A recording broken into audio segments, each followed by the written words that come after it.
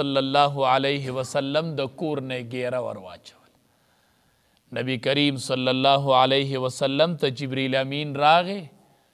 خبر ورته ورکو وی حضرت علی رضی الله تعالی عنه په خپل بستر باندې سملوه رسول الله صلی الله علیه وسلم حضرت علی رضی الله تعالی عنه په خپل بستر سملو او د خلق امانتونه ورته حواله کړل چې دا د خلق امانتونه دي او دا به خلق ته په احتیاط او په تسلی حواله کی او تسلی ساته چې مشرکان ستا یو ویختم نشي ضایع کولی اس نقصان درته نشي را رسولی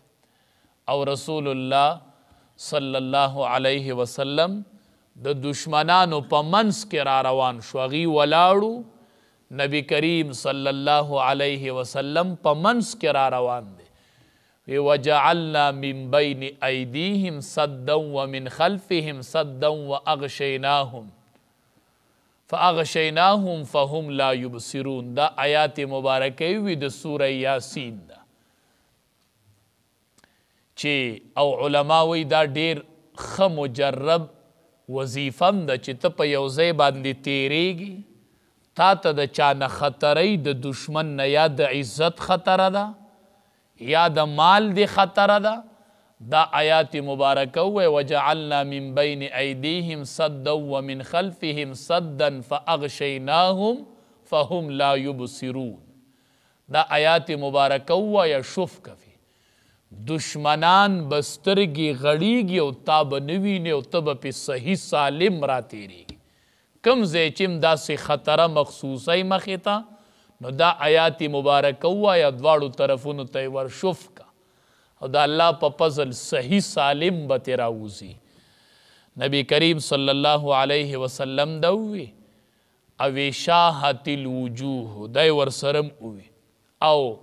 د دې په سرونو باندې رسول الله صلی الله علیه وسلم دسی خوري ورو چانګلی دای پیوی دسی خوري ورو چانګلی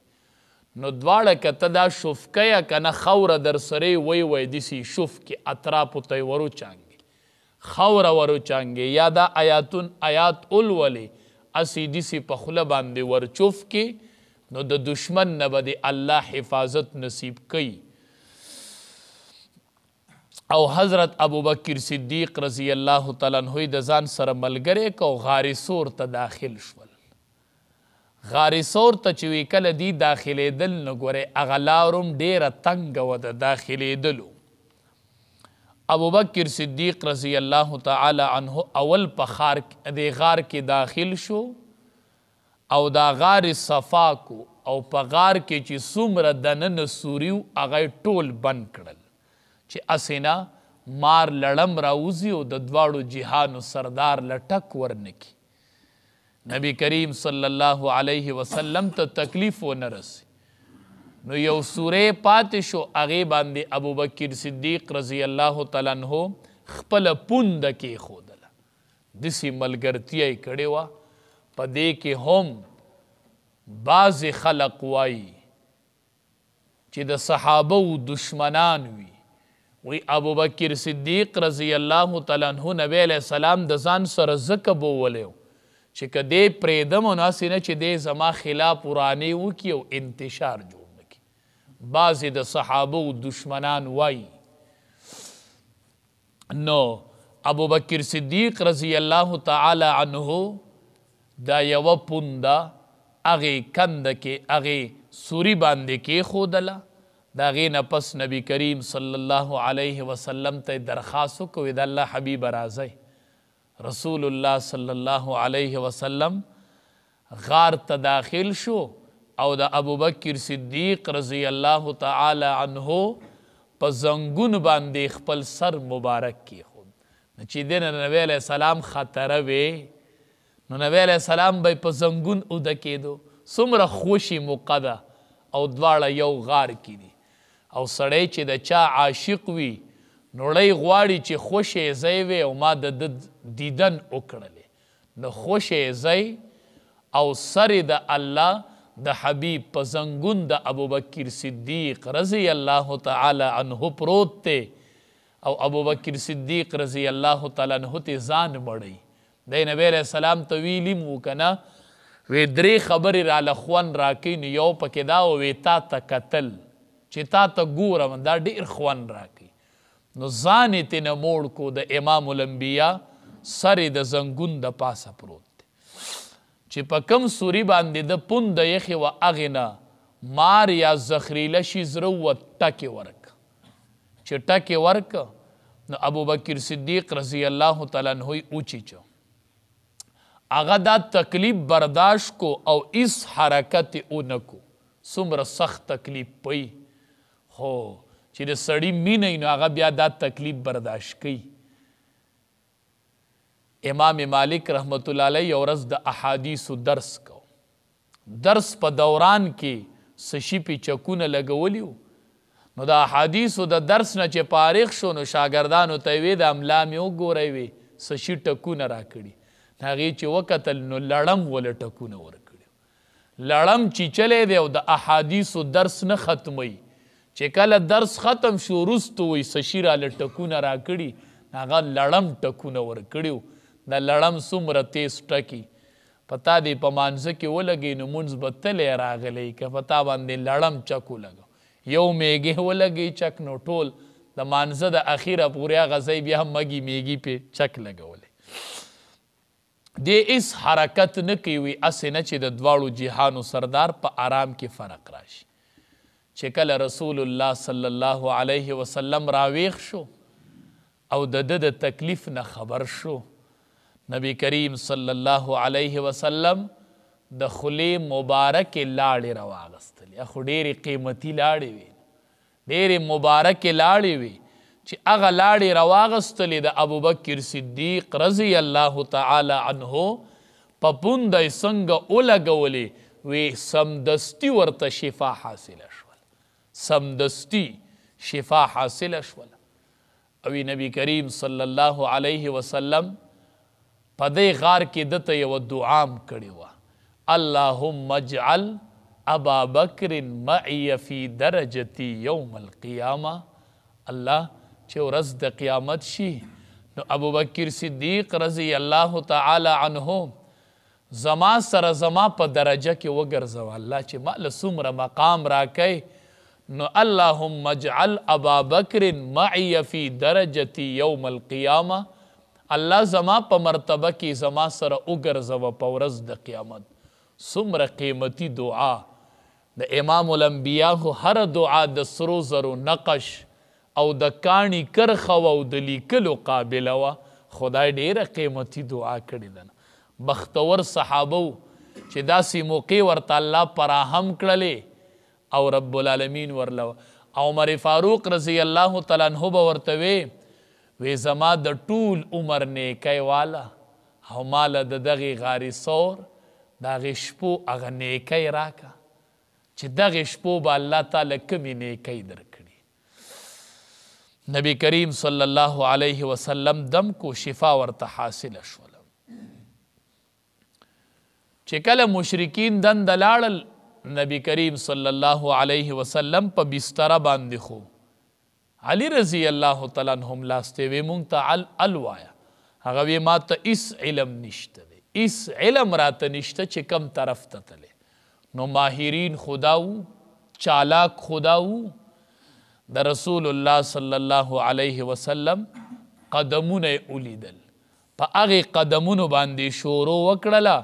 او د نبی کریم صلی الله علیه وسلم په قدمونو باندې تک شروع کو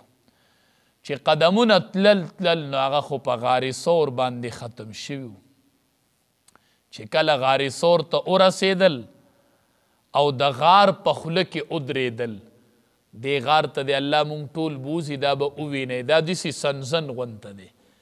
بره چې سړی ودرېږي که نه داسې کته وګوري نه دنده ښکاري داسې سنزن غونته دی نو چې کله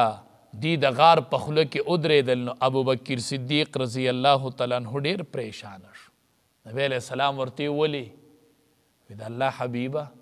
د خپې ولې لیدي چې هغه دی ولاړ دی خپې هم په غار ختمې شوي دي دا قدمونه هم د نبی علیه السلام په غار ولاړو وی دا الله حبیبه که دی ځان کته وکتلو د خپلو خپو ته یې وکتل نو وی ما تا خو به ویني ما تا به ونیني نبی کریم صلی الله علیه وسلم ورته تسلی ورکړله وی لا تحزن نبی کریم صلی الله علیه وسلم ورته وی ما ظنک باثنین ثالثهما الله ستا څه ګمان دی په هغې دوو کسانو باندې چې دریم ملګری رب العالمین دی ما تا خو دویو خو دریم را سره الله دی په داسې دوو کسانو دې څه ګمان دی لا تحزن ان الله معنا مه یریږه مه غمجنېږه الله مونږ سره دی فکر مه کوه زمونږ دریم مونږ سره الله دی کفار د اقه ځای نه واپس شول او نبی کریم صلی الله علیه وسلم او ابوبکر صدیق رضی الله تعالی عنه په غار کې 3 ورځې تیرې کړې وې دی وجې نه قاسم نانوتي رحمت الله علیه پسې چې کله د گرفتارۍ ورن ولګېده نو دته علما وی ته لږ په سیټ شه 3 ورځې دی روپوش 3 ورځې پس بیا راووته علما ورته وی حضرت تاسو چې روپوش یې ښه به وی نه ما د امام الانبیا زندگی مطالعه کړله وی هغه په غار کې 3 ورځې پناه اخیستې زمم 3 ورځو نه پس په میدان راځم ځکه دا د رسول الله صلی الله علیه وسلم سنت دی 3 ورځو نه په اپله پناه نه علم نو ابوبکر صدیق رضی الله تعالی عنه او نبی کریم صلی الله علیه وسلم دوی چې ونه دي 3 ورځې په دې غار کې دیرو او عبدالرحمن ابن ابي بکر د ابوبکر صدیق رضی الله تعالی عنه زوی په خپل قربان مال قربان اولاد قربان د شپې به په تیاره کې د دې څنګ لراتو د زوی عبدالرحمن نومې شپه به یې د دوی سره تیروله او مکی والا چې به د ورځې څه منصوبې جوړولې نو ده به د هغې نه نبی علیه السلام خبرو چې نن دا منصوبه ستاسو خلاف جوړه کړې ده او بیا به سحر په تیاره کې مکې ته واپس تو چې څوک پې خبر نشي او عامر ابن فهیره دا د ابوبکر صدیق رضی الله تعالی عنہ آزاد کرده غلامو ده به ورله د پیو والا یوه بیزه ماسخوتن په تیاره کې دوی ته راوستله پیو والا بیزه به وه دی غلام به یې ورله راوستله او دی به